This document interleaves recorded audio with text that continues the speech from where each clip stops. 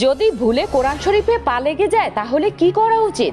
বন্ধুরা, আমরা যখন কোরআন তেলাওয়াত করি অথবা কোরআন কোথাও রাখা হয়, কখনো কখনো তাতে আমাদের পা লেগে যেতে পারে। আর যখনই এটা ঘটে তখন অনেক লোক ঘাবড়ে যায়। কিন্তু যদি ভুলে কোরআন শরীফে পা লেগে যায় তাহলে কি করা উচিত? বন্ধুরা, আমরা যখন কোরআন তেলাওয়াত করি অথবা কোরআন কোথাও রাখা হয়, কখনো কখনো তাতে আমাদের পা লেগে যেতে পারে। আর যখনই এটা ঘটে তখন অনেক লোক ঘাবড়ে যায়। কিন্তু যদি ভুলে কোরআন শরীফে পা লেগে যায় তাহলে কি করা উচিত?